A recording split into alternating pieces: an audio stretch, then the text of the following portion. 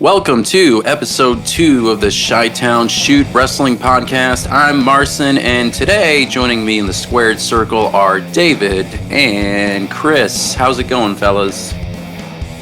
Chilling, baby. That's what I like to hear. We're coming at you from the heart of the wrestling world, Chicago, Illinois, bringing you the latest news, hottest takes, and all things WWE and AEW. And folks, don't forget, we want to hear from you. Send us your thoughts, your questions, and your wildest predictions to chitownshootpodcast@gmail.com. We'll answer your comments in the Chi-Town Shoot mailbag section. But enough of that noise. Let's jump into the latest news. This week we'll start off a little different. We'll talk about AEW. For those of you who haven't been watching recently, AEW is bringing back the rankings. Yay. Woo. Now, Tony Khan announced the return of AEW rankings starting this month. They were previously abandoned in August of 2022.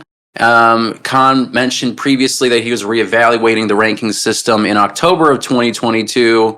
When it existed, it had a top 5 rankings for men, women, and men's tag teams when the promotion started back in 2019.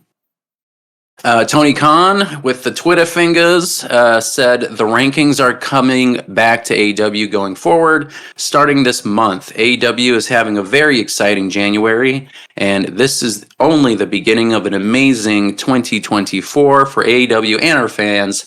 Thank you all watching Saturday Night Collision right now on TNT. So, when you guys started watching AEW, what did you think of the concept of rankings? Did you think it was a good idea? I liked it. I actually can't say. Well, I know David probably watched before I did. Because when did you start watching AEW, David? I started watching first episode. So yeah. Yeah, so I mean, he was literally there since the beginning. I was kind of a bandwagoner when it started to get really hype in early 2021. I think I started watching. So I think by then, was there still rankings in 2021? Yeah, there were still rankings. What I did like about rankings was that it gave Dark and Elevation like a purpose. Because like a lot of times it would be like those really low card guys or even people that you just see in Ring of Honor all the time now would be in Dark and Dark Elevation, and that would give them a reason to show up on Dynamite. Yeah. I mean, I think the ranking system is interesting. I just feel like when it comes to storylines and matches, I just feel like it's really limiting, you know what I mean, in terms of like where you're supposed to go. And I mean, I guess you'd have that person winning consistently, but I just feel like it's a tool that kind of hinders storytelling, especially, you know, from the perspective that it's predetermined. So having rankings, I don't know if it necessarily adds anything to it. I mean, I guess the gimmick's cool, but I'm coming at this from the outside looking in. And David, you said you liked the concept. What do you think? Do you think there should be something that changes in this new iteration going forward, or should they maintain what they did previously in 2019 through August of 22? I think now that there's more belts, it'll help out because like a lot of times with ranking before, it would just be like to try to call yourself for a title match. Do we know who's currently in the top 5 right now? Did they announce that? The rankings? I don't believe. Let's see. I don't know, but I think rankings have the potential of being the differentiator from the WWE product. I could see it potentially be a really positive thing, actually. I think the initial issue with the ranking system originally was because of like the shows like Dark Elevation and those like kind of like those YouTube shows where they would kind of pad the win and loss records. So like when you would watch like Dynamite or whatever televised show, like you'd have a guy who has like a fuck ton of like, wins, and they're like, how the hell did that happen? And then this person's getting like a match or whatever. So I think with with the YouTube shows being not a thing anymore, you can use the ranking system to have people interested to see on the other products besides Dynamite. So like on a Rampage or Collision, you have those shows now, and gives them an opportunity to have people to watch those shows so they can see if this person's going to win. Are they going to have their rankings come up? Or who's going to be kind of in that top 5 to have those championship matches? I think there's a lot of potential, I'm saying. I mean, like if Tony Khan doesn't give them an opportunity to even show up on TV, even with those shows that you mentioned, how do you even get in the rankings, right? Like, how would you like if it's all entirely based on rankings? I feel like if he doesn't give certain folks TV time, then they're just kind of SOL. So that's just kind of like, at least from that angle, I feel like that it's a little problematic, but I don't know. I think it's an interesting concept. Yeah. I think if it's done well, I was listening to Bischoff kind of talk about it. I think if Tony Khan was able to bring in people who have done a ranking system in like smaller promotions or whatever, they can make sense of it, so they can orchestrate it in a way where it does work and it makes sense, and it feels like more of like a sports presentation. Because I think it was Punk who came, and supposedly he was the one who kind of got rid of it. Good for him. To make it more WWE, which is a weird thing for him to say, because I was watching that NXT thing yesterday on YouTube, how he was like training, trying to get his reps in or whatever. And he was talking to the talent about how like people should differentiate. Like when he came in, he said he wasn't going to like copy a Hulk Hogan or whoever, like he wasn't copy their moveset. He said that, I tried doing a springboard or whatever move he said, because people weren't doing that. So, it's just a weird take from him. So I think there's potential. Yeah, I didn't catch that, but I guess that you make a good point there. Yeah. Any final thoughts, gents, about these rankings before we move on to the next piece? Yeah. Nah. They're numbers. The numbers. They're numbers. We'll just take See how, yeah. I mean, it's super early, because it's still January, so they're still trying to get their shit in. So we'll see how it looks like towards Revolution and onward. We need to give it like half a year, see where the trend is kind of going, how it's kind of doing. But again, I'm being a glass half full kind of a guy. I think it could be potentially very positive, and to differentiate, because like they don't have to be copying WWE. And I think there's a lot of people, when you go through like comment sections on the Twitters and on the Instagram like posts, like people are always trying to really compare, well, they ain't doing this shit right because it's not WWE. And I'm like, well, it doesn't have to be. And I think if they tried to stay in their own lane to create something unique, I think that's a good idea. So yeah, I don't think they're kicking it into full gear until the end of January. So we'll see how they start using it. I'm assuming probably this week on Dynamite. So that's the end of the AEW news. Let's focus on WWE's one of the biggest pieces of news. WWE had a very news-heavy week. We're going to talk about the Netflix deal that they got for $5 billion, if I'm not mistaken. Netflix and WWE and TKO struck a deal. Starting next year, WWE Monday Night Raw will start streaming on Netflix in 2025. SmackDown will be on USA Network within the United States, and NXT will be on the CW. All other programming outside of the United States will all go to Netflix, which lucky bastards, because I don't want to have all of my programming splintered like that, but I can wait. But let's talk about some of the main things. So Netflix has delved into streaming live sports for a little bit. I think they did F1 racing and golf, if I'm not mistaken.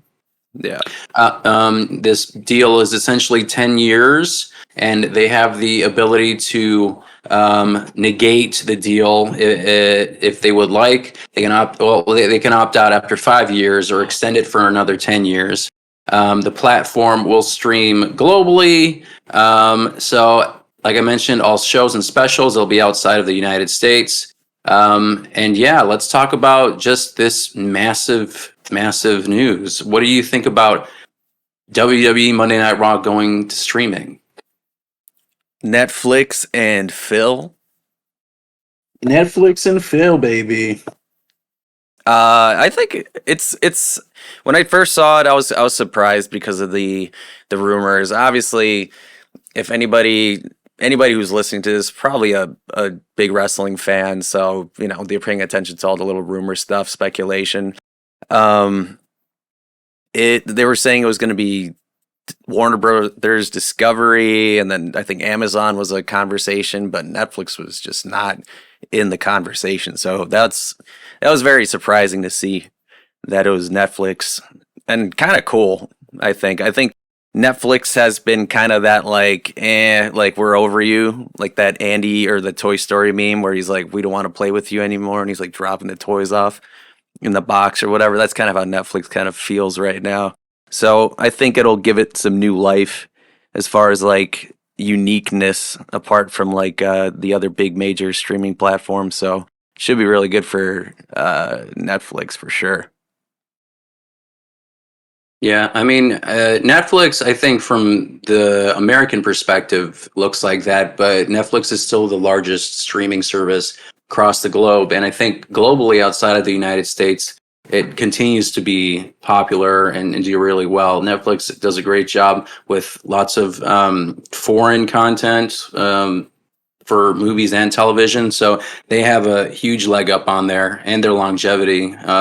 The amount of time they've been doing streaming obviously surpasses the other streaming services that came out after them.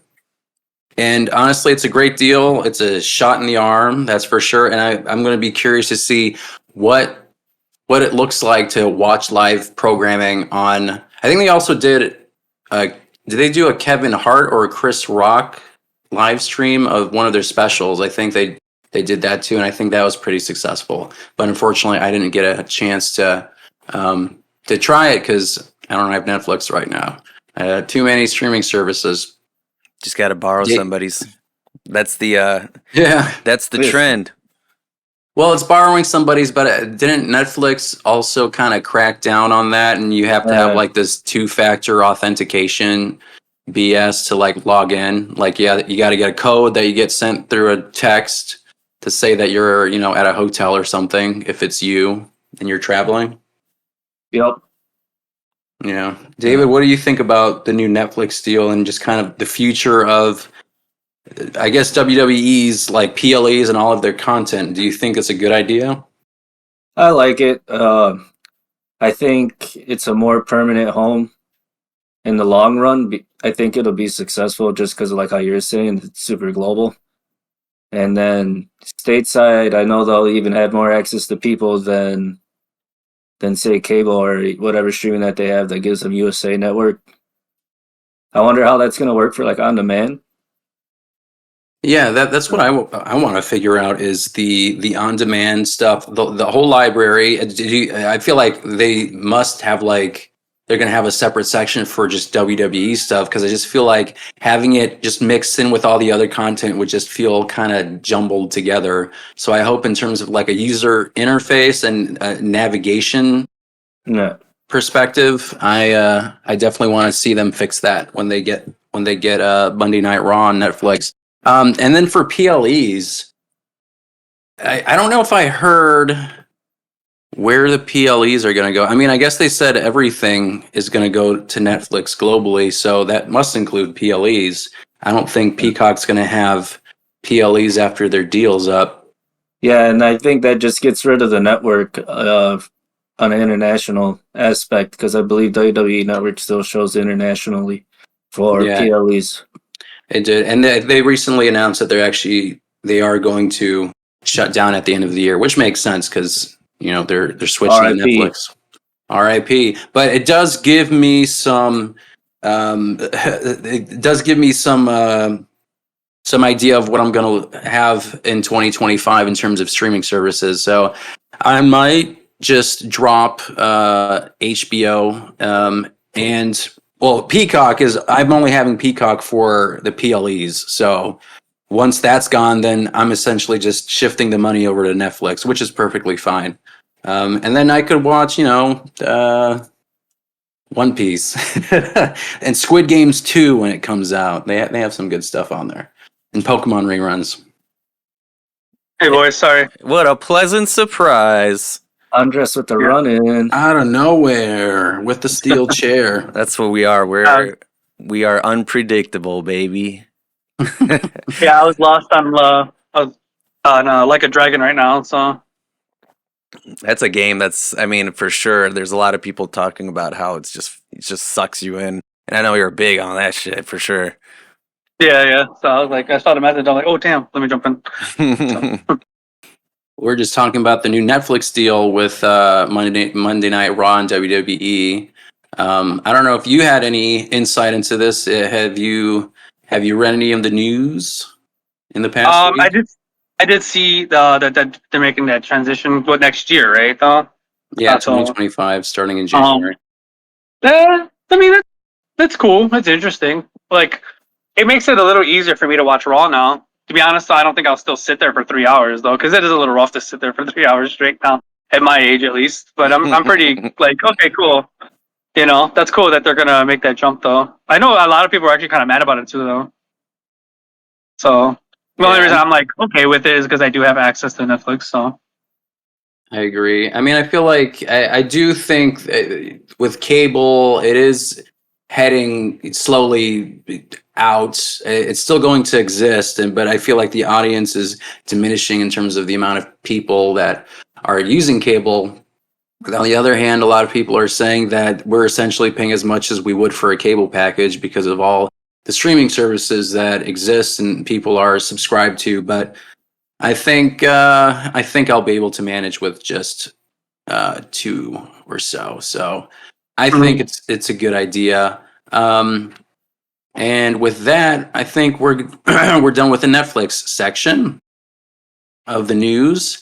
We're going to jump into the next discussion, which was another news story with WWE 2K24 being announced within the past week. We saw our cover superstars. We saw Cody Rhodes as the cover for the standard edition. There's a 40 years of WrestleMania edition. And there's also the deluxe edition, which comes with Bianca Belair and Rhea Ripley as the cover superstars of that game. And they've been hinting about the game and its features for quite a while. On their Instagram, there were random images of a special referee, of a casket, of an ambulance, and we came to learn that they're bringing back these modes, which is awesome. The new game is going to have a updated roster. Everyone's going to have a more current look. Obviously, there's going to be a 2K showcase of the Immortals. So you'll be reliving all the historic WrestleMania moments. Probably not the Chris Benoit triple threat one, but hey, they're probably not going to include all 40 years of WrestleMania. I think they're going to kind of spark notes it and make it maybe like 15 big moments. You'll have My Rise, that's coming back. My Faction, My GM. They're going to have some additional features in My GM mode, like trading with the superstars. There's going to be the universe mode. They're going to have expanded features with new rivalry actions, cutscenes, special guest referees, double title matches, and a loser leaves town stipulation. There are other features, including I mentioned guest referee, the casket, the gauntlet, and the ambulance matches, and backstage brawls featuring more than one superstar. Obviously, updated graphics. There was actually one thing I wanted to comment on the graphics. Looks great, but when we'll touch on this later, but when Bayley won the Royal Rumble, 2K posted like a congratulations Bayley, and they put like her face model, and she looked like Cynthia from Rugrats with like her hairline. Like the hair was just like, it was like weird. Like her face looked fine, but I don't know why they thought that'd be a good picture to post on social media. What? And the top comments were like, like she looks busted. Like what's wrong with her hair? And they took it down. Damn! So, I wanted to damn. see it. I wanted to see it. I was about to look it up. it's took it probably down. someone probably screenshotted it. I'm I sure. gotta Reddit. Well, the trailer that we saw yesterday for the game too, like there was those weird zoom ins on their faces, like Hulk Hogan and Stone Cold, where it was weird, like how those look too. Yeah, I mean, with those, they were just trying to recreate those WrestleMania moments, and they basically took Oh, there you go. like the David's got it. Oh, thank you. Man! What happened to your They took her as priority. Yeah, like her face looks good, but I don't know what it is. It like I feel like the women wrestlers in the 2K games, they always feel like they get like second treatment, and they don't necessarily always have the best facial models, and I don't understand why. But I'd like to hope that they fix the hair, and all the female wrestlers who are in the game do live up to the equivalent of their male counterparts, because I always feel like the resources are less on the women's side. But yeah, with the zoom ups of Stone Cold Steve Austin and Hulk Hogan, I'm pretty sure they just took old footage, had them do like a current recording, and then just kind of like plastered their face on it with like some kind of AI program. But didn't look great. But I guess you get the point across. But I personally wouldn't have done it in that way. But Yeah. What do we think of the WWE 2K24 announcement? Are we excited? Do we want to? Do we plan on getting it? I think I am. What do you guys I think I'll play it too. Yeah. I mean, I'll definitely play it. I mean, ever since the last one, they did it from the ground up again, right? Like it was actually like a complete rebuilding year, right, from before that. So, and they did a great job. So it wasn't like a cookie cutter exactly like from all the previous WWE games that they did for a while, where it was kind of getting a little too like how much of the same. So I think it's only like it's going to be one big improvement from the last one. So I'd say it's definitely going to be worth getting for sure. I'm excited for it. Yeah. Yeah. Chris, thoughts? when did they start doing 2K specifically with WWE? Wow. 2014 or 13. There was a 2013. I remember when Punk was on the cover. That was 2013. It might have been 11. That might have been before that too, though. Because they Yeah, had that was SmackDown versus Raw, still 2011, okay. and that was still with THQ and Ukes. I mean, I skipped out actually on a lot of 2K WWE games, I feel.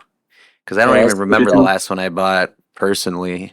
I just know you guys have been playing. You guys played 2K23, right? A little bit. We did, yeah. We Oh, got wait, the yeah. John Cena one. I got the Rey Mysterio or 2K22 before. They before that, I'm pretty sure they took a little bit of a break because of that backlash for was it 2K19 or 2K20, where it was just completely unplayable. Basically, the facial models and all that. I don't know if you guys remember, like Assassin's Creed. I mean, there were a number of games like. Cyberpunk, like those kinds of issues, it was just bad, and they basically had to take a step back because I think the year to year was a problem for them for whatever reason. And Well, they were just like copy pasting basically over. yeah, I mean they're doing it. They're doing a year to year thing now, but maybe they just needed that break to like figure out what the issue was. Because so far it's been good. The one continuous issue has been the online mode that I just don't know how, if it's just because the kind of game it is, but I feel like the online has never been amazing. If it was SmackDown versus Raw, or if it was a 2K game, like there's always this delay, and there's, in terms of the frequency of your players being replaced with an AI is too frequent for my taste. So I hope that they fix it, but I'm not holding my breath. But I do want to see the 2K24 modes, like the 40 years of WrestleMania, Who do we think? What matches do we think they're going to include in that, and how many do you think? How many moments do we think is going to appear in the game? I think at least 20. Yeah, I mean, you'd think at least half, right? Yeah. Yeah. I think they'll do, or like for sure, like the easy ones, like, Hogan, Andre, Savage, Steamboat. For sure. Rock and Hogan. Probably throw in like Shawn Michaels Stone Cold. and Razor. You can see Those that. are good ones. And which one? Like we can speculate about like the ones that we think they'll do. Which ones do you guys want to appear in the game? I think a good one would be the tournament they had. Was it in WrestleMania 18 when Jericho ended up winning because he cheated? Like he actually beat Stone Cold and The Rock in the same night, as he put it too. That was his promo after he won the undisputed title. I think that'd be a cool one to put in there because I don't know if that's ever really been covered in the game. That was Vengeance. Was it? Was it Vengeance? I thought that was WrestleMania. When he won both titles, yeah. Yeah, he lost those titles at Mania. Oh, okay. My mistake. Damn, I thought that was Mania. I think I want to see the Edge Mick Foley flaming table from WrestleMania 22. I mean, I think the Cena Triple H match was Probably can't good, do that now, but I think the Edge Mick Foley match was much more memorable. Vince McMahon, I mean, that's gonna be he was a part of a lot of like the Attitude Era moments and stuff, so that's gonna be interesting how they handle that within the games. Yeah. Just a Steve random Austin, like McMahon. a call. They'll just do when Rock beat Austin instead. I mean, that's a good one too. Probably Rock Hogan. Lots of Rock Hogan themed matches, I'm sure, that are going to show up at WrestleMania. I mean, Shawn Michaels, Undertaker. I know they're going to include at least the WrestleMania 25 one, if not WrestleMania 26. Probably the second Triple H one. Yeah. Did Brock That was Lesnar have any one. moments? I mean, yeah, Goldberg, Lesnar. I mean, it was a moment. The Yeah. streak. Lesnar beating the streak. I mean, that's a Yeah. big moment. And like, it's Yeah. objectively a big moment. People are like, what the hell, did he actually count to 3? Like the zoom up of that one guy's face with the with the big eyes, like, what the fuck? Yeah. You have to include that, but I'm excited for that. Does it make the cut? Does it? I hope so. I don't know. Yeah. I don't know. I hope so. I mean, there's I feel like that's the crappy thing is like they have all these moments, and right now there are certain just problematic individuals that are involved in a lot of these moments. So you can't really avoid them all unless you're going to be, really scraping the bottom of the barrel of certain matches. Like, I don't know, you're going to do the Sheamus Daniel Bryan 20-second match where he just gets like kicked in the head. What if Tony doesn't want that? Nay, well, that's the other thing. There are guys who are on a different roster. Well, that's what I was saying with the Edge and McFoley thing because he's in AEW now. Oh yeah, another one. Good point. I wonder how they're going to handle that. I feel like because we said there are only 20, and we have technically 40 years of WrestleMania minus WrestleMania 40. I think these people and the folks who are in AEW, they basically kind of made their decisions easier about which WrestleMania moments they're going to pick. So yeah, we'll see. There's definitely going to be a lot of Hogan, Rock, Austin. We're just going to get a bunch of wrestling from the 80s. Yeah. Early 90s, Ultimate Warrior, Yeah. Hogan, Bret Hart. They can't even do Bret versus Olin. That's true. I'd like to see Shawn Michaels, Razor Ramon. I feel like that one you can do, right? There's no issue there. For sure. Well, let's talk about, we talked about WWE 2K24. Chris, you mentioned you haven't played wrestling games in a while. I kind of wanted to discuss our favorite wrestling games we've played in our lifetimes. I think the first wrestling game that I touched, and I guess Chris by proxy, was WWF Attitude on PlayStation. I think that was the first wrestling game we got, if I'm not mistaken. Was it like in your house, or am I mistaken? Was that No, a game? Attitude. No, it would have been Attitude. I mean, on PlayStation, that's the most vivid one I remember because they had the freaking faces. It looks like they just peeled their skin off and just like taped it to like a 3D model, Oh yeah. and that's like the kicking and all that. That wasn't great. And we also played WWF SmackDown.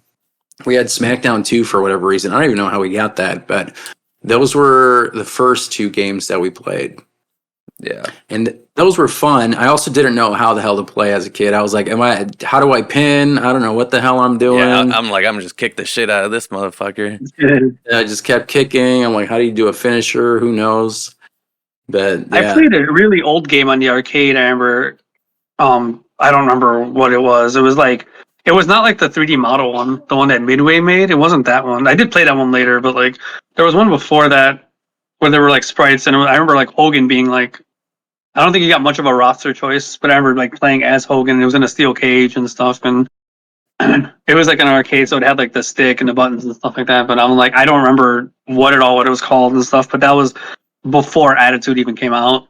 But Attitude, I actually got that. I think the day it came out because it looked really impressive. Like at that point in time, what was that, I like mean, 99, 98 or something like that? So that was like a big deal. 98, 99. Yeah, that was huge when they came out. I remember getting it, and I'm like, it's all right. But it got better. Like the more you played it, it started to kind of like pick up like pace and stuff like that. The better you got at it and stuff like that when you started to learn it more. But I remember being like hell of impressed with that. And obviously, like a lot of other people, No Mercy, WrestleMania 2000, those games were phenomenal. Mm-hmm. And then I did the original SmackDown as well. I think I still have it. SmackDown 2. 3 maybe, and then once they got to like the whole SmackDown versus Raw time period, I kind of didn't do it. I didn't play them anymore. That when I got back into wrestling games was like 2013. Man, those were the cream of the crop, though. Those are the best. David, what about you? What was your first wrestling game? My first wrestling game was the second WCW game on N64. So versus NWO Revenge. That was a good one too. Yeah. So like I had that, and then I had both WWF games. So Mania 2000, and then No Mercy. Out of those three, my favorite was I'd probably say it was Revenge. At least Revenge got the most out of me. And so they were all in N64, right? Yeah. Games. Yeah. And then I played like all the PlayStation games, all the SmackDowns. Like Here Comes the Pain and Yeah. So like Roll, 1, 2, like what was it? Know Your Role, Shut Your Mouth, mm-hmm. Just Bring It. Just Bring It was the third one, so that was before Shut Your Mouth. That's what it was. Yeah. And then it was Here Comes the Pain, which is the one that like everybody that has all the lore now.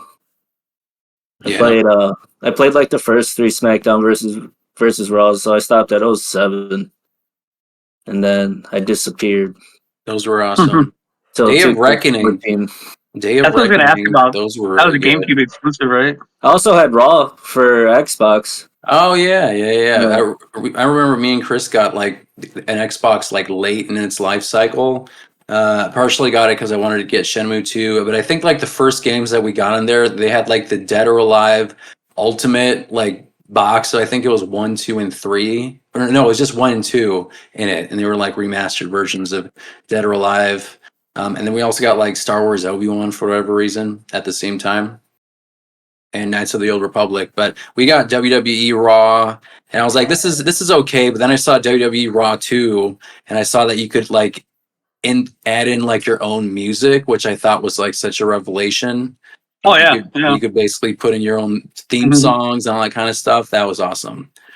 And not to mention, like for the time, I thought it looked really good.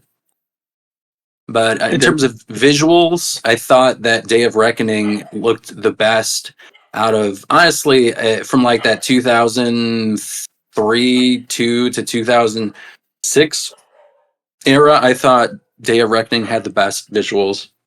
And in terms of the gameplay, it was also really good. Yeah, there was 1 and 2, and I think we played both. One of them we played at our friend Michael Conley's house. And the other one, I think we just rented from Blockbuster, if I'm not mistaken. Yeah. I remember I had WWE or WWF at the time, Royal Rumble, which was on the Dreamcast. Oh, yeah. And it was a big deal because it was like the first time you can have more than like 10 like characters on screen in the ring. So, but the game itself was like, it was all right. That's all it was. You just did the Rumble. I don't think there was like any other game modes on it. Did you play that Sorry. ECW one that was on I did. Dreamcast too? What'd you think? I did. That was pretty bad, if I remember correctly. Yeah, I used to try to like live. I had it too. I used to try to like force myself to play it just because I liked everybody that was in ECW. Yeah. Yeah. No, it was terrible. Well, Actually, funny story about that game. I'm sorry, real quick. Yeah. I rented that game, and somehow I lost it. When it came time to give it back to Blockbuster, I lost it. I just couldn't find it. Me and my dad were like, "Where did it go?" I'm like, "I don't know. We couldn't find it," and we had to come clean to Best Buy and be like, "Yeah, we can't find it." So like the agreement was we just have to basically pay for the game that I didn't have. So we had to basically pay for it, and we ended up finding it when we moved. Like when you move, you actually clear like everything out. You end up sometimes finding things you didn't know was missing, or you've been looking for. That's what ended up happening. So How long did you have for? Did you have like a week or so? I don't remember what the. I don't remember how the renting thing went, but it came time to return it, and I was like, okay, because we still had the container that it came with, like, but the disc itself, we couldn't find it. It was weird, and I don't know. We lived there another like year and a half, and then like when we moved out, I found it, and I was like, oh, damn. Lucky me, I get this game, right? So what do you do? Do you remember anything specifically from that game that you liked or that stuck out? I mean, not really, man. Especially in those days, we had better options. I just remember thinking like I was gonna like it, but no. I just remember like it just like it played okay, but just like the entertainment value. Like I wasn't really a big ECW guy, so I was just getting into ECW at that point, but even then I didn't really have like a favorite, maybe like RVD, but like, because I remember, was it WGN or some channel locally out here had it. I don't even think the channel even exists anymore. I remember Mancow had a television show on it too that would like follow it. Yeah, God, what channel was that? But they played ECW on there. It was a local televised station, but that's when I started to try and get into ECW and stuff. But when I got the game. Was it 26? Probably. Yeah. It just had like random stuff on there, but that's how I discovered ECW. And I like how for the longest time it was a secret that like WWE actually was funding ECW. I mean, I didn't know. So when I found out, I didn't know. So. Yeah, I was like, holy crap. Makes sense though, when you start thinking like when they did the crossovers here and there. So, but yeah, that game. Honestly, I just remember it being bad and not really like. And then feeling terrible that my dad had to spend $50 after the fact. It's like not only did you lose it, but you also paid for a shit game too. Yeah, we paid full price for it, and I was like, like damn, okay. And then we find it, I'm like, ugh. But no, honestly, I can't remember too much. I remember one game that I do remember specifically I hated was WCW Backstage Brawl. I was about to I was about to ask which game was it where it was just like strictly in the backstage. I was just about to actually ask that shit. Yeah, that was Backstage Brawl. Yeah, that game was rough, dude. That was really bad. And there was another WCW game where I remember either I probably just never figured it out, but I remember the only song that would play throughout the entire menu and then throughout the entire customization was Rey Mysterio's song, like his theme at the time, like the what was it, the Crazy Animals or whatever song that was. I remember like Mayhem. Was it? Yes, it was Mayhem. Yes, because one thing you do when you play wrestling games, you want to customize yourself in it, So I remember doing that, and I take my time at that. So like my dad would be in the room too; he's doing whatever, and he just kind of asked me, he's like, "Why is that the only song that's playing? It's been like 3 hours." Do you mind like muting it, or like can we play the radio or something? I'm like, yeah, you really like that song, son. Yeah, you would really like that song, but yeah, right. That was the only song that played, right? Like, I was like, am I not doing something right? Can I not change it? Like, it's weird, but because I don't know, it was just the only thing that played through the whole game. It was pretty, and then the game was just not great either. I remember being a kid and playing I remember my uncle rented it and he let me know. I started a match and then turned it off. Trash.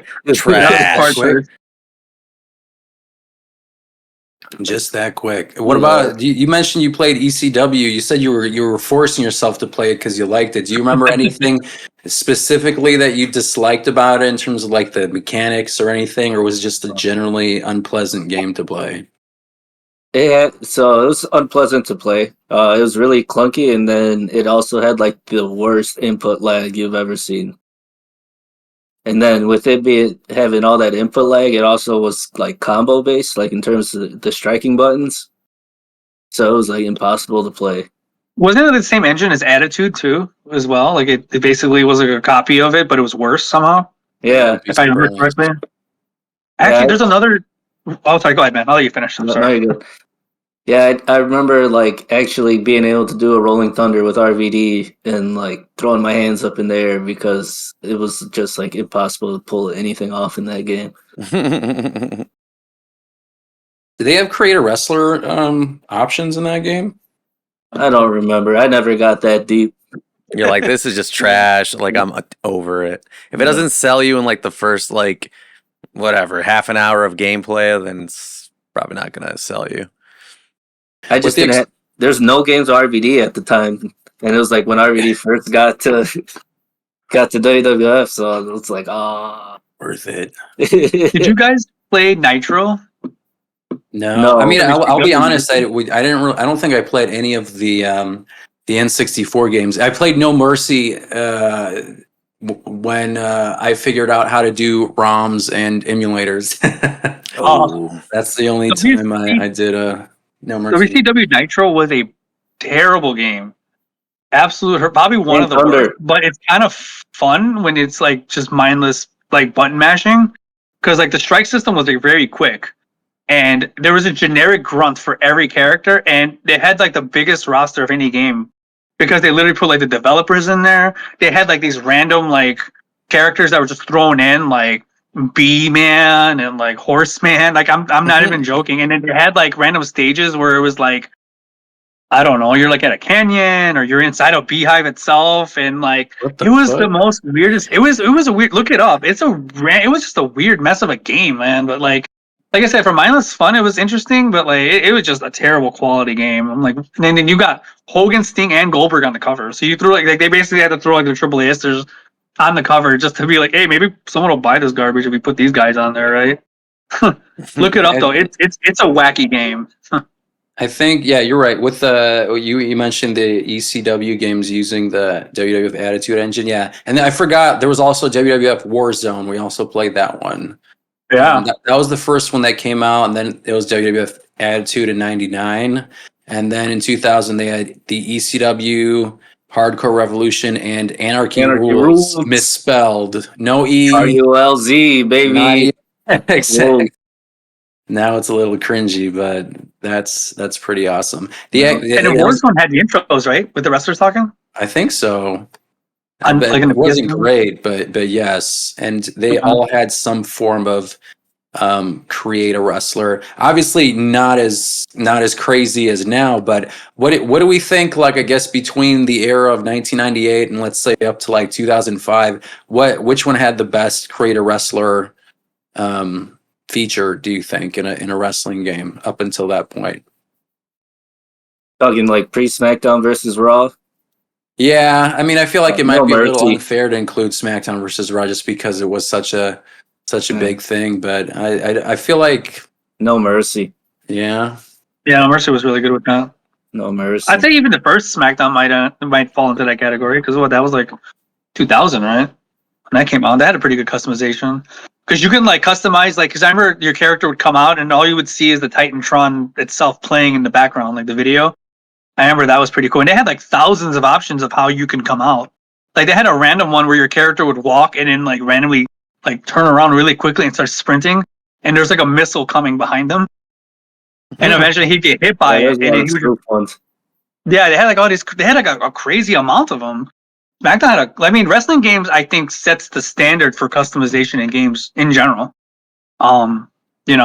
Pretty much. That's why like even fighting games are doing that. Like more so, and I think like I don't know, they can take a lot of inspiration from wrestling games for that aspect. But I say SmackDown probably had the best in that era for me personally. And obviously with SmackDown versus Raw, and I think even specifically SmackDown versus Raw 2006, the customization was basically like up the wazoo of like in terms of what you can customize, the actual detail of what you can do with an individual character and every specific body part, whether it's the eyes or the bridge of the nose, how big your forehead is, all of that was super customizable. Like before it was like, oh, here's your head, make it large or make it small. And then they basically broke it down by every part of the human anatomy. Not to mention that, the clothing and the sheer amount of clothing that you can do in SmackDown versus Raw 06. I remember going online and we had like people who made like Tifa from Final Fantasy VII creator wrestlers, The Mask, Jim Carrey, The Mask for whatever reason, Sting, and making all those kinds of characters that weren't in SmackDown versus Raw for obvious reasons. Andres,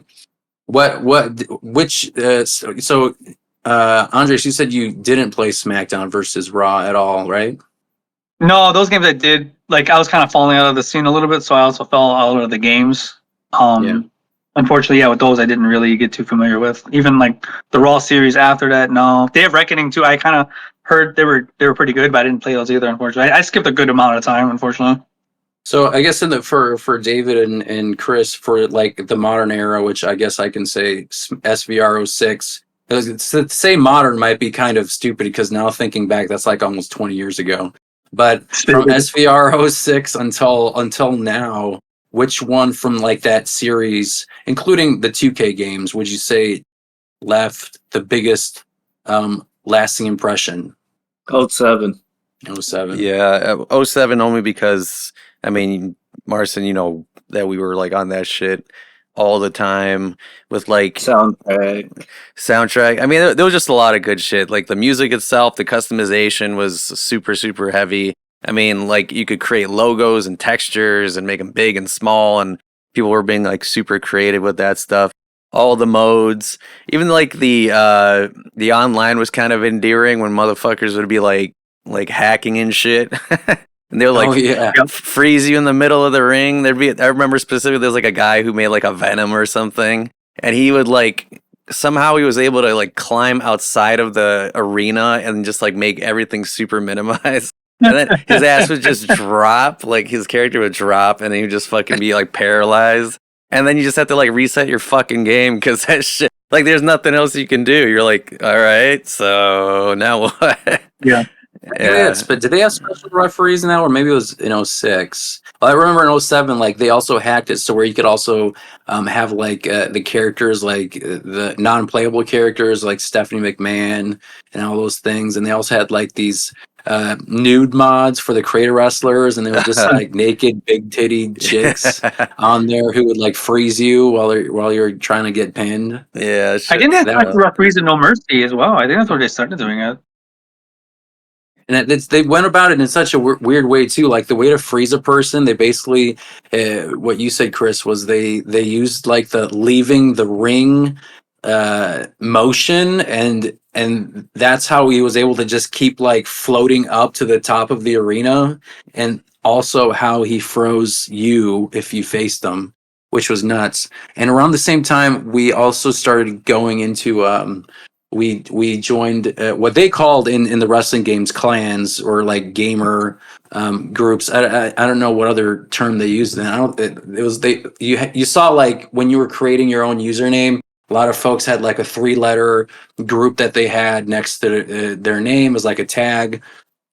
I think ours was USF, if I remember correctly, and I'm pretty sure it changed to something else afterwards. But we were like super knee deep into like the forums where you pick your character. Some people had their own created character. Other people picked a superstar like Shawn Michaels or Edge. And the forum was basically like a federation. And I think USF stood for Unstoppable Forces.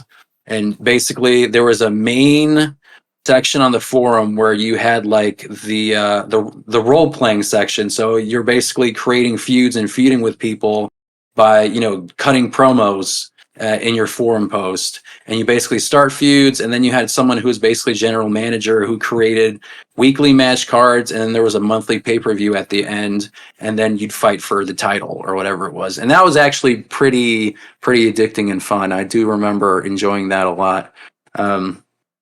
Too bad, it kind of died off. I enjoyed doing that. If there was a way to implement something like that in like the online mode, that'd be amazing. But I wouldn't even know how you'd accomplish that. But Chris, I don't know if you had any thoughts about that era. I mean, there was just a lot of drama, I guess, amongst the clan members, so to speak. It was fun. Canceled. Yeah, sharing it on social media. It was a good time. Just kind of fun coming after school and just trying to you forgot to post a promo or whatever against this person or whatever, and you have to like go in there and cut a promo or whatever. But it was fun. It was probably that was like peak wrestling game for me. Like we got 08, I think, and that's when the graphics started to get a lot better with like the 360 and stuff. 07, I think, was the first one on 360, I believe. Yep. Because it was like PS2 for it also. Yeah, it was like simultaneous release. But yeah, it started to get way better looking 08 and onwards, and a little sticker at the bottom said featuring ECW, I think, on that 08 SVR 08. Yeah. So no, that was peak wrestling, at least from my rose tinted goggles. But like I think I remember 2K13 or 14 or whatever it was being good. The Attitude Era one. Yeah. I think that was the last one we all had before like 22 or 23. Yeah. I think I bought 2K14 like just on a whim, but it was like after the fact, like it was out for a while, and I just wanted to see what it played like. I think it might have been 2K15, and it was good, but yeah, I just didn't feel it yet until recently. I think I was just getting to that point where I was getting burnt out around like 2017, and then I stopped, like I said before, and then came back in 2022. Thankfully, after that Royal Rumble with Shane McMahon, because I think it was that year, wasn't it? If I'm not mistaken. I started doing WrestleMania 22 or 22. In 2022's WrestleMania with Cody Rhodes, and then I got the 2K22 game with the Rey Mysterio. That was fun. But with that, let's end it there. Hopefully, with 2K24, I feel like it looks promising. I do really enjoy special referee matches, so I'm curious to see what people in 2024 are going to do with special referee matches. If they're going to be like The Rock, he's going to be like 1, 2. He's like, it doesn't matter. That's what I want to see. Like, just interrupt and just cause pure chaos. So the main section of today's podcast is the Royal Rumble. Last night, the Royal Rumble took place.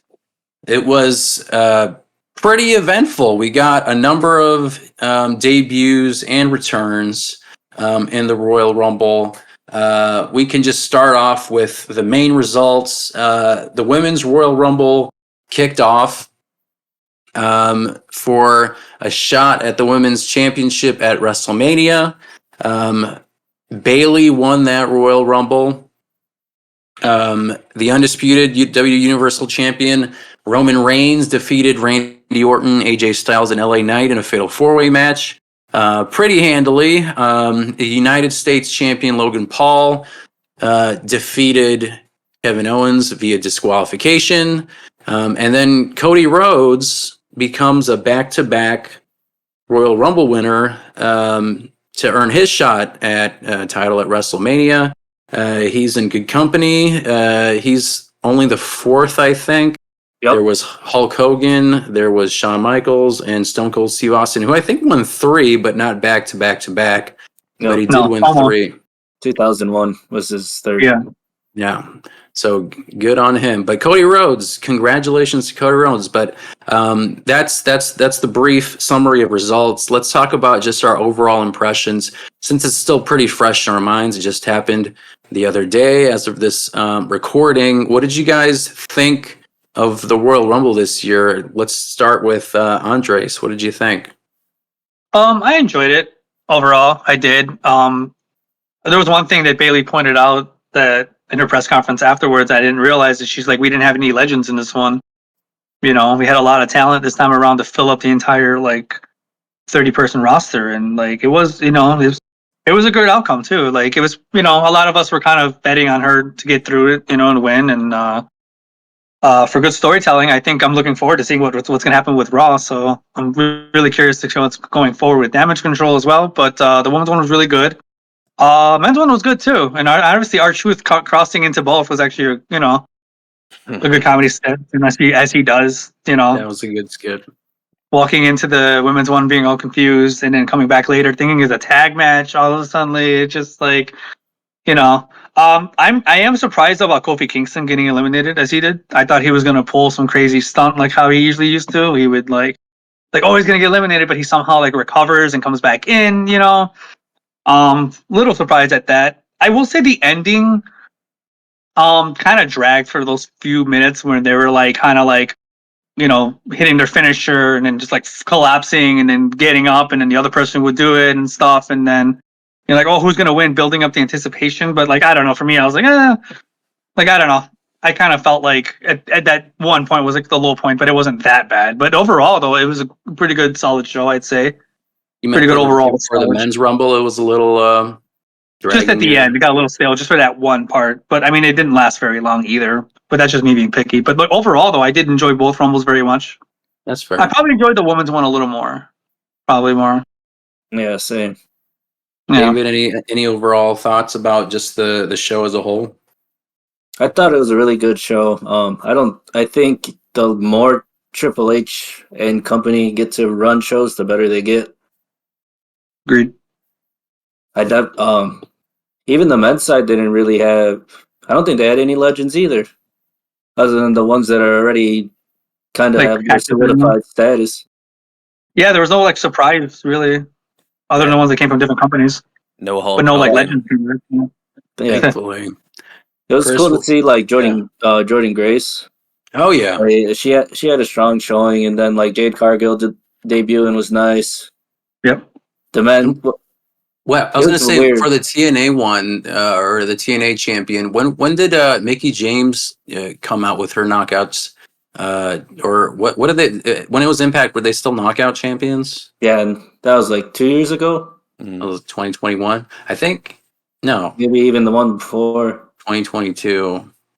Yeah, I'm forgetting, but that's a good one. I was curious why there was a gap in between years, because I thought there was something there, but from what I saw, and I don't know if Mickey James was the one who brought it up initially. They didn't want her to have the Mickey James to have the title walking out.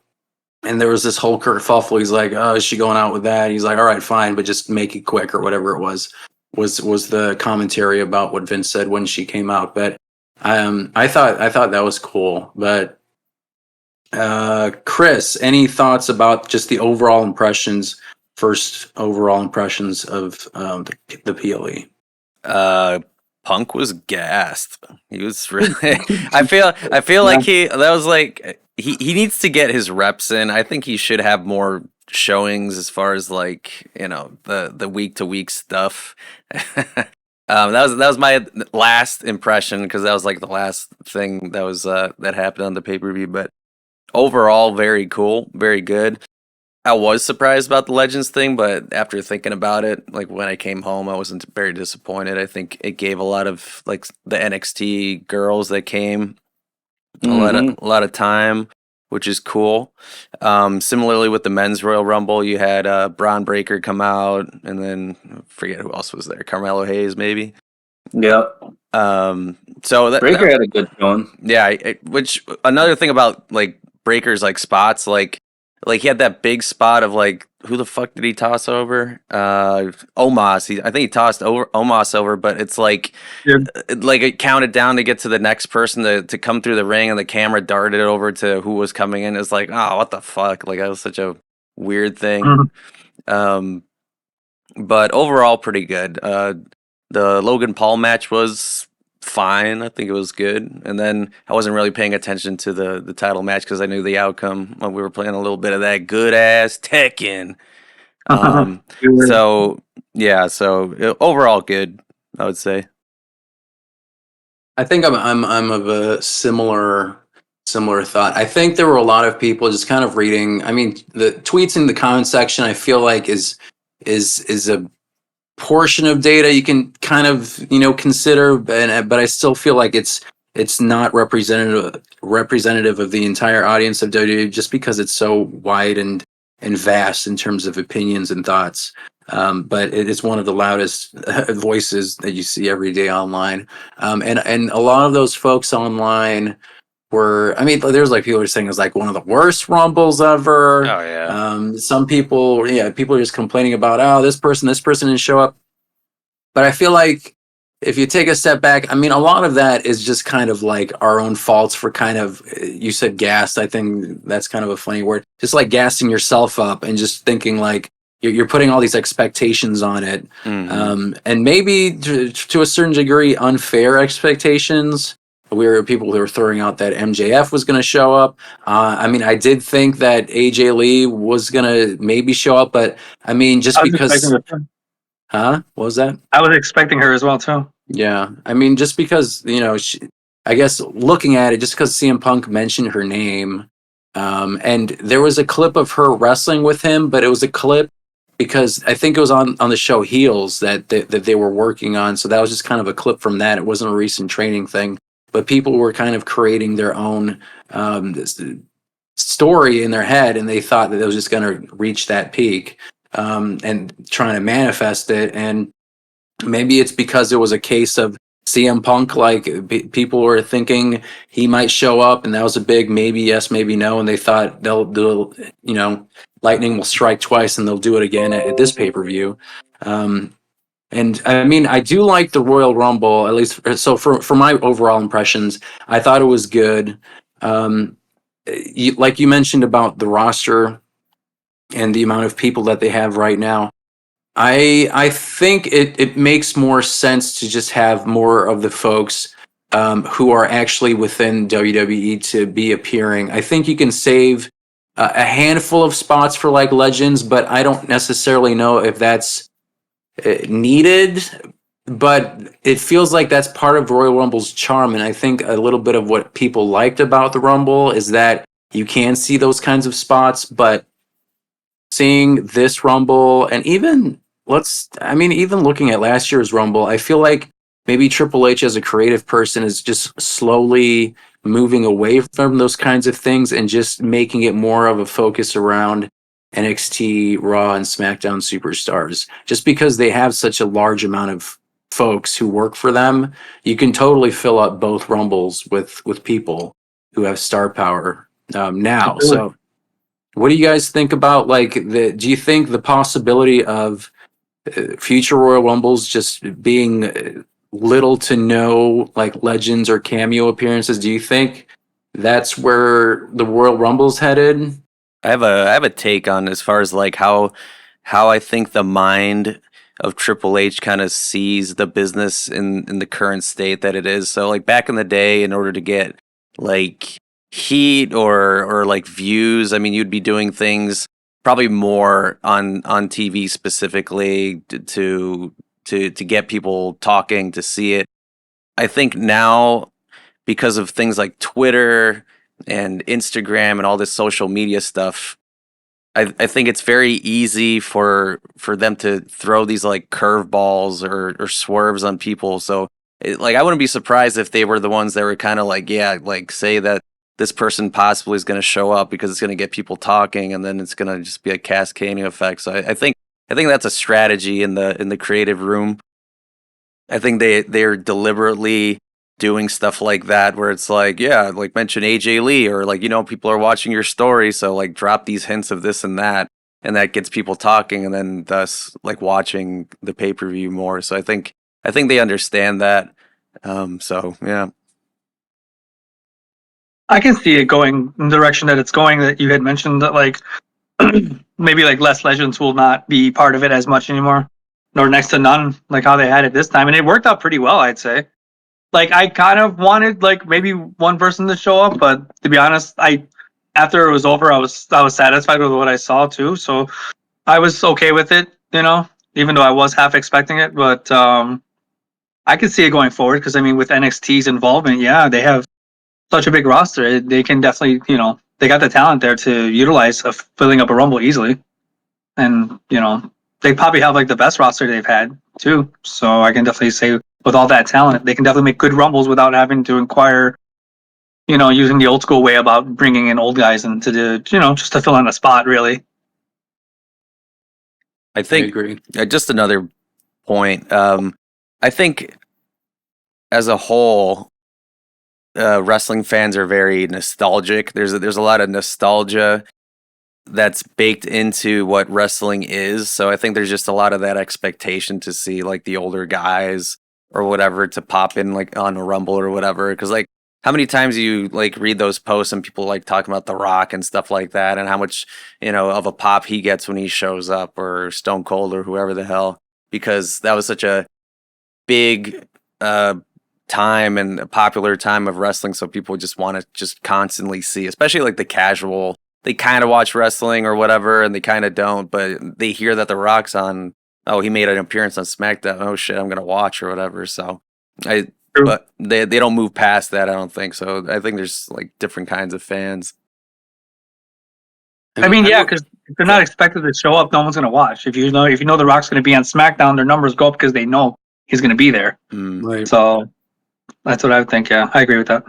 I mean, you talked about nostalgia, wrestling fans. I wouldn't even limit it to just wrestling fans. I think it's just like there's this part of human nature where we just really like thinking about the past, reliving certain memories, and you look at, you like folks who talk about like their childhood, how's the best part. I'm like, well, yeah, bitch, because you weren't paying bills and you were just a kid, and they gave you like video games. You didn't really see like the actual real world around you because your view and everything, and I mean it's partially like how we raise kids and stuff. It's so limited because that's how we raise kids and how children are raised. So a lot of people are nostalgic about it. I mean, it also partially because you're 6 or 7, so everything's new and amazing. So the first thing you see when you're 7 or 8 will be the most amazing thing, and you'll take that with you until you're 56 years old, right? And you keep reliving that because that was your favorite part.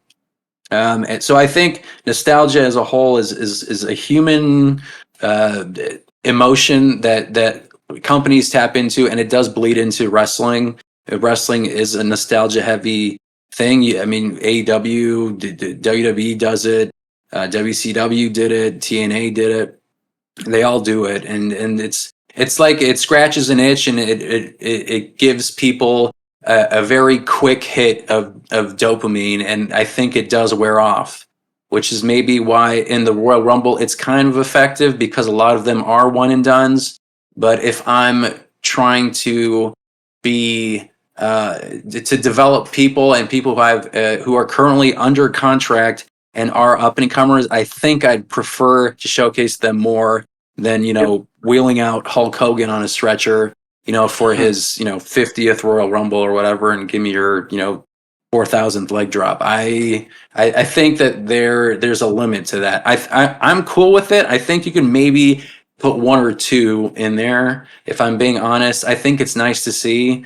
Like, for example, maybe this was a Brock Lesnar substitute, but Pat McAfee yesterday, I didn't like how they went about his specific spot. I was like, all right, well, maybe he'll do something, but literally he just got out of the announcer table, went up to the ring, and then just like eliminated himself, and it was like a 15-second spot or whatever. That was like, I feel like he could have put somebody else in there, but maybe it was like super last minute, and they did with what they could, so I can't really blame them for that. But what about let's talk about the winners, because we talked about the the Royal Rumble and the overall feel of the PLE. What do we think about the actual winners of the Royal Rumble? Bayley and Cody Rhodes. We can start with. Let's start with Bayley. What do we think about her as a winner? Do we like it? Do we not like it? I mean, we're all right. We all kind of said Bailey. We were all right, Yeah. but except I thought it was going to be CM Punk, but that's fine. But Bayley, I thought was the right decision. I thought, and a lot of people have said it, and like you think about it in your mind, but then a lot of people kind of crystallize it in a tweet or an X, and they word it in a better way than I could. And I do agree that she has done so much, and she did hold a pandemic on her back. During those 3.5 years that we don't really want to remember again. But, she did a lot with what she could. And I think she's now been a heel for like 4 years at this point. Right? Wow, yeah. So I think it's time for her to be a face. And maybe, what do you guys think about this? They talked about how they should give her like the Evolution Batista treatment, or Randy Orton. One of those two. What do you think about having Damage Control kind of being like the new version of Evolution, and they're basically going to follow a similar path? Well, it was Batista, because they're like, all right, you got to go for Rhea Ripley, or you got to go for JBL. JBL. Yeah, they're like, come on, go for JBL, and then he decides to go for Triple H. Yeah, the contract signing. Thumbs up, thumbs down. Thumbs down, Batista bun, baby. So what do we think about Bayley? You said we were right. Any other additional thoughts? Starts a "You Deserve It" chant. You deserve it. It felt right, I mean, absolutely. She's, like I said, she's carrying the coming throughout, and she's been there a very long time. And I didn't realize it was her first time winning, and she set a record too, right? Being in there the longest. Yeah. Iron Woman. Yeah. So, I mean, I'm definitely more interested now to see where it's going, because sometimes Damage Control seemed a little, just a little stale at times, because it's like you kind of anticipate something's going to happen and then it doesn't. And then, then the Kabuki Warriors got united and then they win, and they're like, oh, but then there's like this weird atmosphere that comes when Bayley shows up. And then sometimes they're totally cool with her too. So I was like, oh, what happened with that whole build? And then I don't know. So I'm assuming now maybe they're really gonna get the wheels turning on that to see how that's gonna turn out now. Because I don't know, what if Bayley turns around and says, no, I want Eo's title, which I doubt would happen, but who knows? I think that's exactly what's going to happen. Yeah. Oh really? Oh yeah. Oh damn. I mean, I don't see it, but if that does, that'd be cool though. I mean, that's the damn. Batista Evolution thing, is that they're gonna say go for Rhea Ripley or whatever, but they're gonna turn around or she's gonna turn around and the proverbial Batista bomb on her ass and take that title. I'm pretty sure. Well, I think Bayley had actually mentioned too on TV that she was gonna go after, if she won at the Rumble at the time, which she won the Rumble. She said she was gonna go after Rhea Ripley, I think, but that was then. Yeah, she did swerve that, but yeah. Yeah, so that'd be interesting, because I mean, obviously, Damage Control is like every other stable. They're gonna do something with them. They're gonna change, or they're gonna kick someone out and stuff. I mean, that happened with all of them. I mean, when you look at the I'm sorry, go ahead. I was just gonna say, I mean, they Damage Control for the past 5 or 6 months. They've been teasing a breakup.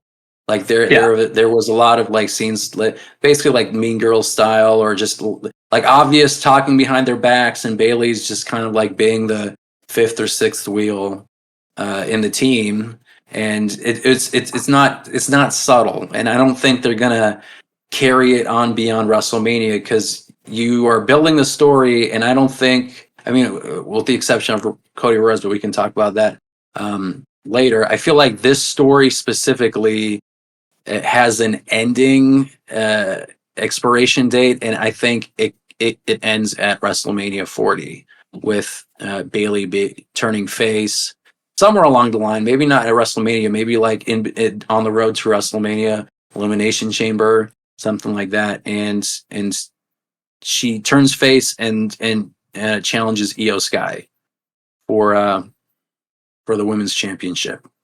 Which I feel like she's kind of a Io Sky. I mean, kind of a placeholder, because I feel like, at least for Western audiences, for a Western product, it's tough to have a champion, especially when it's the WWE Women's Champion. not be able to speak English. You know what I mean? I think it's just tough to have that. So Xenophobe. I mean, it just makes sense. I think from like a Western audience standpoint that she's gonna take the belts. I'm guessing that's where it's going. I got a post that I believe was a troll. It was talking about Okada and how how WWE treats Japanese wrestlers and stuff. I'll read it a little later. We kind of touch on the men's rumble, but yeah, I'm pretty sure that's where it's going. That it's gonna be Bailey v Io Sky for that belt. She's probably gonna take it. I was gonna say Asuka was champion for a while too, though. That's But true. her English is a little. That's true. Yeah. I mean, she obviously they gave the belt to her. Multiple times, Like too. it's not like they're making like racial stereotypes and stuff like that, like with freaking Mr. No. Fuji or something. Choppy. PP. Yeah. Exactly. So it's like she had the belt, she had a good showing, but I think that's just where it's gonna go now. Sorry. David, any final thoughts about Bailey? Where do you see it going from here? What do you think the story is? Do you think it's going to be Evolution style, or you got a different take on that? I think it'll be Evolution style. I think if it'd be a good way to bring back a certain free agent if she never decides where she's gonna go. And the biggest cock tease. Yeah.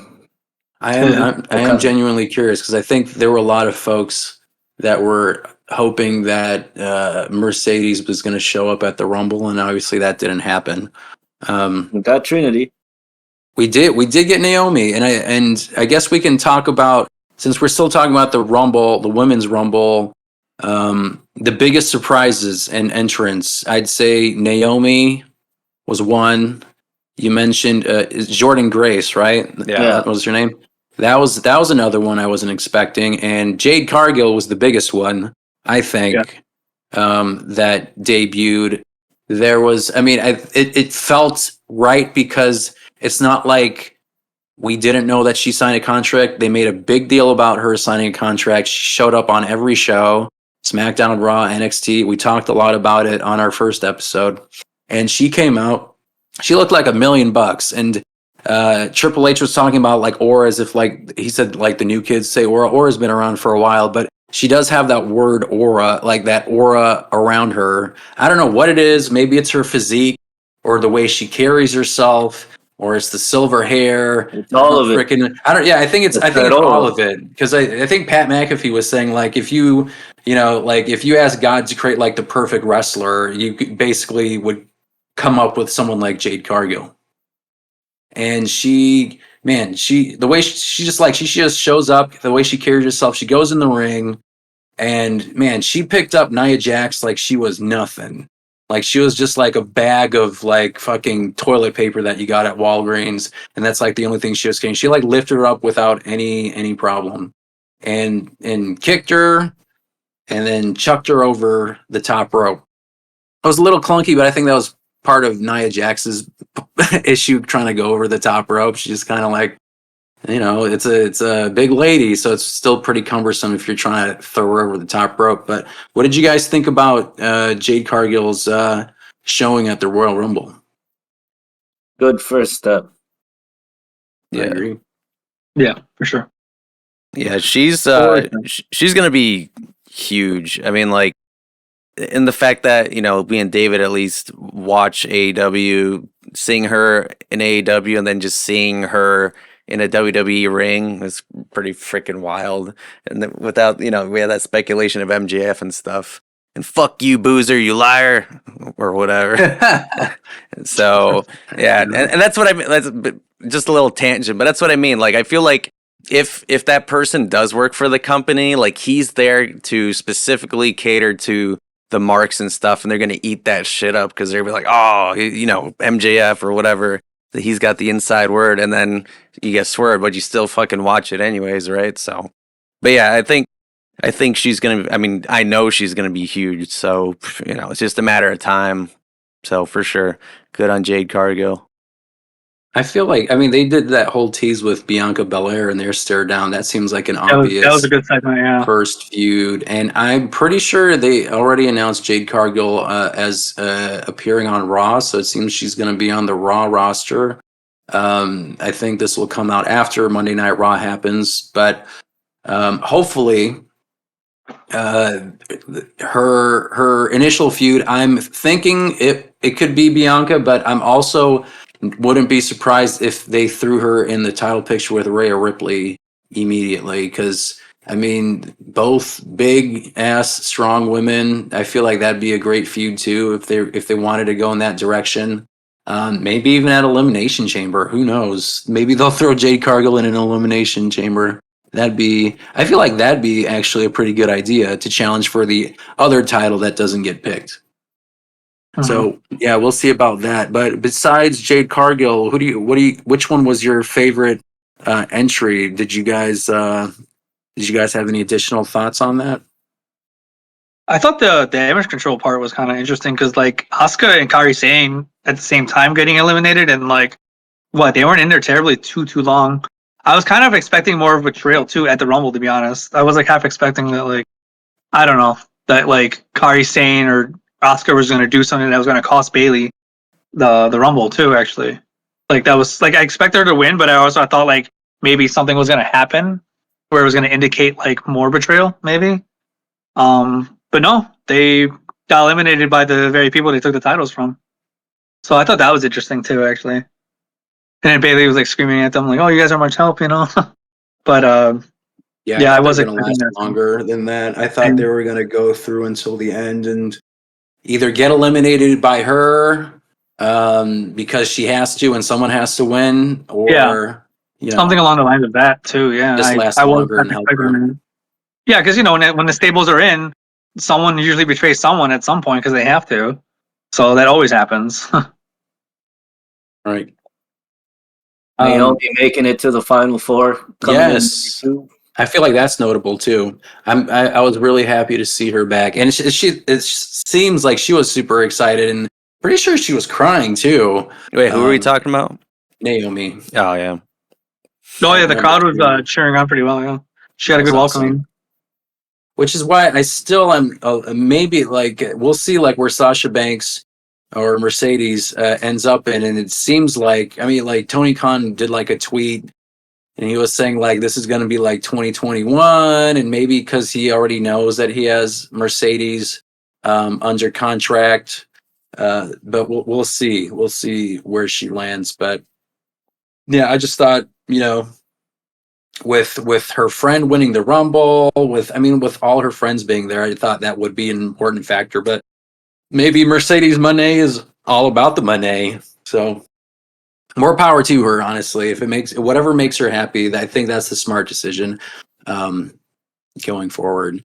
So with that, how about let's jump into the men's rumble? I think this is an interesting. This was a decision that wasn't necessarily 100% because there was that Sports Illustrated article that said that he wasn't even going to be in the main event, not even anywhere close.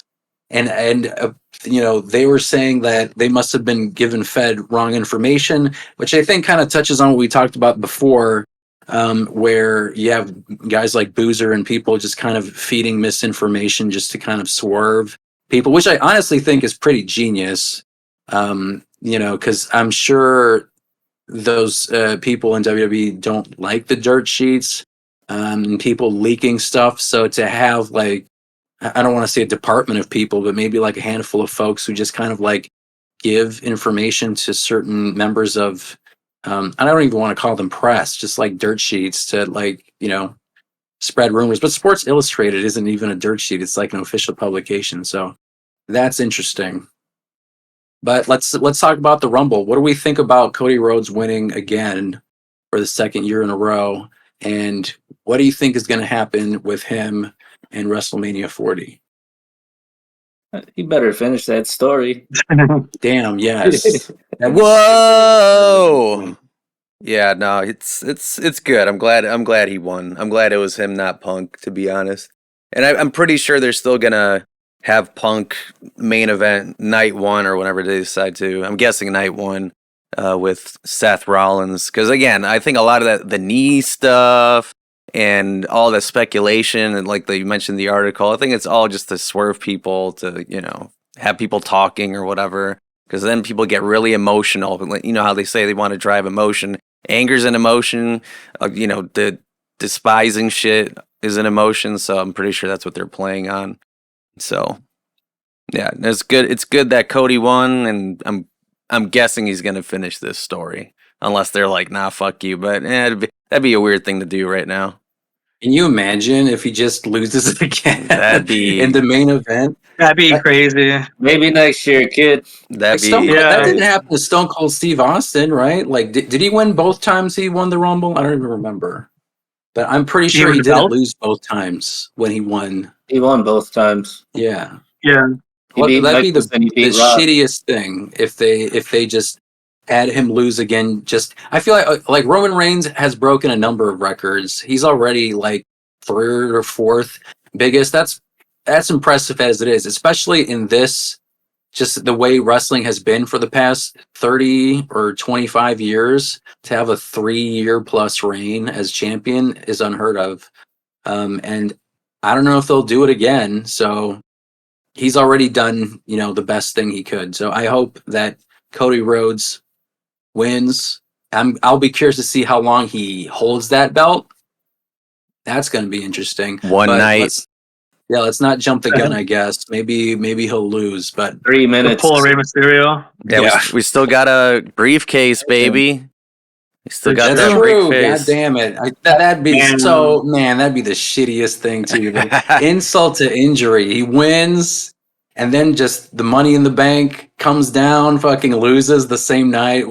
He basically was champion as long as Kane in like 1999 or 98. Adam Cole. I mean, like he a did day. technically finish the story though, and then that's it. If he wins, it's technically yeah, over. Triple H in the press conference is like, "Hey, I said he'd finish his story. He did. He just lost. He got the championship. He only had it for like an hour. Not even. Man, thanks. Well, so what did we think of the men's Royal Rumble? Were there any surprises?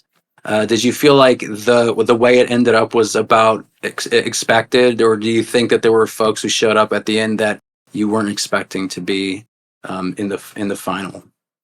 4 or 5 folks. I didn't think Drew McIntyre would get out so quick. Mm-hmm. He felt like an afterthought to me. I was surprised how Yeah. long Dominic kind of stayed in there, to be honest. I mean, he was in there for a bit. I thought he was going to be like out pretty quickly, but I was like, okay, he's still hanging in there. I think Finn Balor got eliminated before him. Yeah, Dom was the last one from Judgment Day. Yeah. Yeah, I get that, like Damien, why he threw out R-Truth, but I'm like, man, you could have utilized him. He immediately went right for him as soon as he walked in. He grabbed him and just threw him right over. I'm like, damn, because he actually like wants the help. So I was like, damn, he could have been a good teammate on your side at that point. But we pretty Yeah. much we called essentially what those last people were going to be. I mean, I did say Drew McIntyre. I said he was going to win, but he for sure was going to be at the end at some point. Punk and Cody and who else was there? Jey Gunther. Uso. Jey Uso. He was in there for a bit. What did you guys feel like how they handled the Jimmy and Jey Uso thing? Because I thought that was a good way to start the Rumble, and I thought it was gonna last longer, but I feel like it just kind of fizzled out and it wasn't as eventful as I thought I it would agree. have been. Sam, Maybe it's just me. Yeah, I mean, No, I kind of They forgot didn't make Jay it was to, even like, in there after a build it. while. I thought they were going to use it to build the program, but it was more of a just like still a tease and a feeler. yeah, the vibe was off. That's what the kids say. What do you guys? So we talked about like the people who there were like 5 or 6 people who could potentially win this thing, and that obviously didn't happen. I think CM Punk has a pretty clear picture of where he's ending up. Cody Rhodes is obviously facing Roman Reigns. What about Drew McIntyre? Like, where does he go from here? Who does he feud with? Is he included in this championship picture? You For know, at least same with another Gunther. month. No, they're all still in the race for at least another month. You think so? Elimination Chamber. Yeah. What do you think is the stipulation? What do you think the stipulation is going to be at the Chamber? Do you think it's going to be for a shot at like another like participant within this championship match? Do we think it's going to be limited to Triple threat. Cody versus Roman? I'm hoping think it's a singles match. Yeah, and I'm sure that the Elimination Chamber winner will be someone from Raw or entirely Raw, or people with it on SmackDown that aren't gonna go to Raw, but they'll pretend and lose. Yeah. When did they stop Andre. doing? I'm sorry. Go ahead, Andres. No, yeah. Oh, it wasn't me. Oh no, I was gonna ask what your thoughts were, Andres. Oh. Actually, about like where do you think they're gonna go from here for like Drew specifically and Gunther? Like what? Like they have nobody right now, at least Yeah. from my perspective. I don't know. Where do you think this can go? I mean, if they don't have anyone, they could probably just throw them together. Because I mean, Gunther still has to fight somebody. Because he's a champion, and I'm sure he's going to be riding the championship belt, maybe even through Elimination Chamber. So it's possible, maybe. Because I mean, yeah, like you said, there'll probably be a chance. I'm sure Drew's going to. He's in Elimination Chamber. I'm assuming, right? So like, but the stipulation for that though, like I don't know, like what the winner's going to exactly get out of that one. If Roman, like, is it a chance for the title after that? I guess, right? Or we don't know. It's all speculation right now. It's We don't know speculation right anything now. about the So, Chamber. yeah, I don't know with Drew. Like, really, it's Well, interesting Sami take. Zayn just came back, and he got Sami Zayn written off of TV. Oh, that's a good point. True. I was gonna True. say though, when did they stop doing the SmackDown exclusive pay-per-view and the Raw exclusive pay-per-view? When did they stop doing that? When they I feel it's brought been a them back while. together. Yeah, whenever it was like the Super Show or whatever it was, like Like- I'm pretty sure they stopped doing like brand exclusives in like '07, '08. Like they really No, they didn't. brought them back. No, they keep going back and forth with that. I brought thought 'em back for a little they bit. had like the brands were exclusive. I didn't think that the pay-per-views were exclusive. Is that what you're talking about? Actually, no, you're right. You're right, because the last time there was a brand extension from like 16 to 20, they would still just show up on. Yeah, they One all showed thing. up on the PLEs, but like they were trying to be as separate as they can in terms of like the shows, but then everyone would come together on that PLE. Yeah. But it's not like how it was in like '05, '06, where like in July No. it's Great American Bash and that's SmackDown only. And then in May it was Vengeance and that was Raw only. Like they haven't had that for a long time. And I don't think they're gonna go back to that at all. I don't think it's necessary. I think PLEs should just be both of them. And honestly, they always break their own rules every time they do these drafts. I guess it's like for a ratings thing, but like literally a week later, they had folks from the other brand just show up, you know? So I don't know how effective it is, but I think it's important to have two separate shows because it does give you that ability to like have your own stars, and everyone bouncing between the two would also be a little bit of a oversaturation, and people who want to be main event stars can't really because it's technically one roster. So keep it like it is, I'd say right now. Agreed. And I think with the elimination chamber, I feel like it will lead towards just the women's and men's. It's going to be whatever the belt that didn't get picked. That's going to be the chamber for those two. So that's what I'm hoping. I think Rhea Ripley. That's the other thing. I don't know if it's going to be for the belts in the Elimination Chamber, and I don't think it would because Seth Rollins, I'm almost positive he's just going to stay off the shelf until WrestleMania, unless, like you said, he is just working everybody. And so Rhea Ripley, I would like to think if she's on the poster, she'll have some kind of match. But yeah, like Becky Lynch, she's probably going to be included in that title match. For sure. But yeah, with the men's rumble, I'm actually hoping that Cody Rhodes and Roman Reigns are going to be just facing 1-1. I don't know where that leaves Randy Orton, AJ Styles, and LA Knight in terms of The their Rock. feuds. Andre the Giant Memorial. Yeah, Battle Royal. Yep. The Mae Young Classic. I mean, that's probably what it's going to be, to be honest. They need to pad that shit up with some big names. Yeah. Yeah, Or not maybe LA Knight Matt feuds with Hardy. Logan Paul for the U.S. Championship. I mean, I don't think That'd LA be nice. Knight's won any kind of belt on the main roster, right? Nope. Yeah, I Nope. think he should have at least the United States championship, or maybe even face Gunther, but they're on different brands, so maybe that's not the smartest thing. So let's see. Yeah, I mean, I think that kind of covers it, unless you guys had any final thoughts about the Rumble. I was just gonna bring up that troll post about Okada and kind of how WWE would treat Asian superstars specifically. So this is what it says. It was rumored that Okada would debut at the Rumble. I'm so glad he didn't. Have you seen how they treat Asian wrestlers? Why would I want Okada to become Tozawa's sidekick? WWE is clearly racist towards Asian wrestlers, almost always treating them as jokes. Even if they get pushed like Nakamura, they still hit a glass ceiling and never get treated like a star.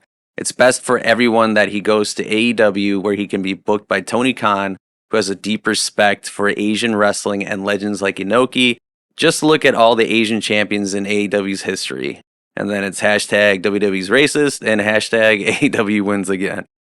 Yeah, that toxicity. Yeah, so I mean, I don't believe that's true. I think it was true at a point.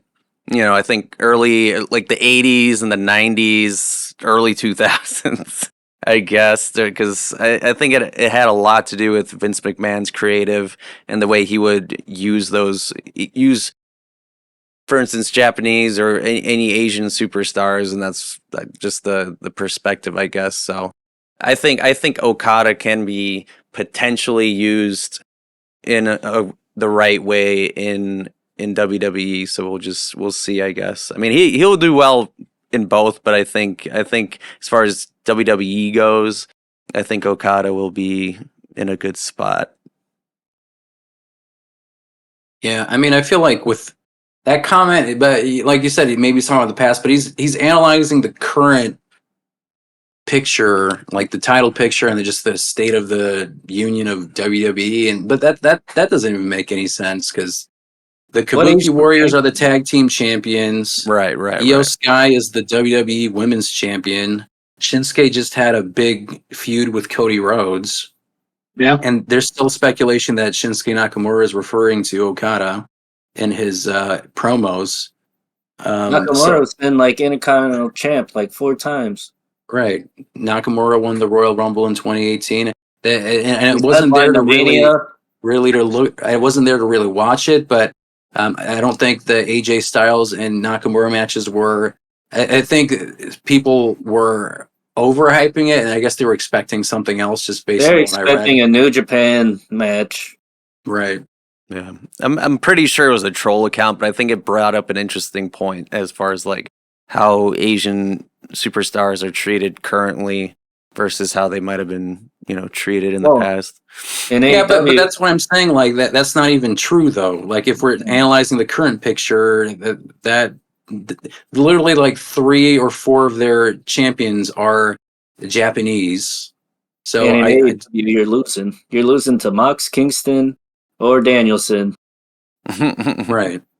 And with Tony Khan's booking, just looking at it, it just feels like there's this constant cycle of hype, new person, build, gets lost in the shuffle, new person, rinse and repeat. Like I feel like there's not a lot of sustained momentum for a lot of these folks, and I feel like that's where that idea of action figures and just collecting folks just to keep them instead of using them comes from. But yeah, I think the point he makes, I mean, it's a nice discussion starter. Yes, it's a good discussion starter, but I just don't think it's accurate, at least in terms of the current direction of WWE. But with Okada, I guess we could end the podcast on this, because Okada's the biggest star in New Japan Pro Wrestling, and he is leaving. It's like basically as if like John Cena or Hulk Hogan basically told WWE in their prime that they're leaving. and then they're gonna go and figure it out. But that means like go to WWE or AEW. That's pretty crazy, and I'd like to see. I honestly, obviously I'd like to see him in WWE because I feel like that's just more of an interesting place for him because it's just such a different environment. So I just think it'd be more interesting for himself as a person, like creatively and career wise, to be in like a machine like that, like WWE versus like AEW, where it's trying to be like New Japan, and it's got a style. The wrestling style is much more similar to New Japan versus like WWE. So I just think putting him in that kind of framework would be fascinating. Agreed. But yeah, Agreed. Do you guys agree? I mean, you guys just said agree, but do you have any additional thoughts on that? On why you think that'd be a good idea? I think you'd be the guy to change things around.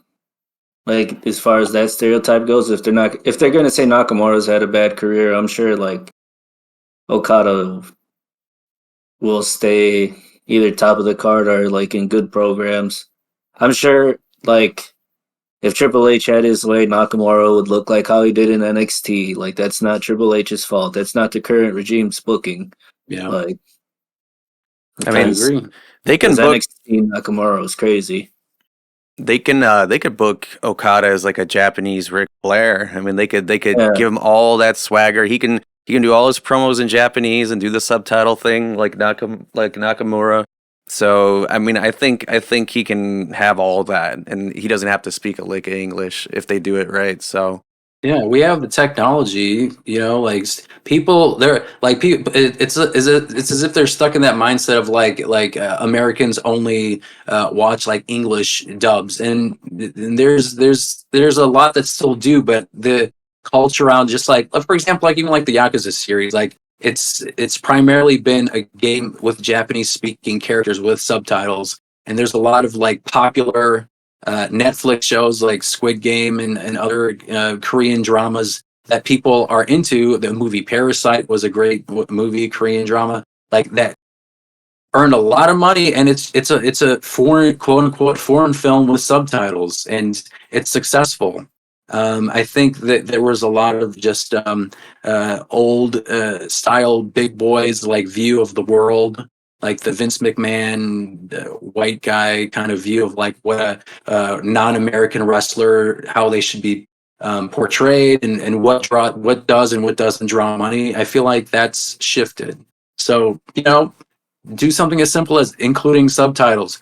Give them a talking head or manager. Paul Heyman as the make Okada a new Paul Heyman guy. Screw it. Roman Reigns loses.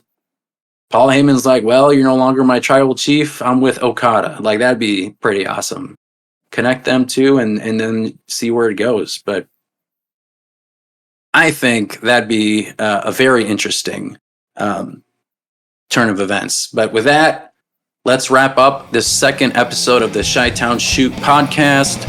Please don't forget to like, subscribe, rate us, and leave your feedback. Tune in next time for more wrestling madness, and until then, keep marking out.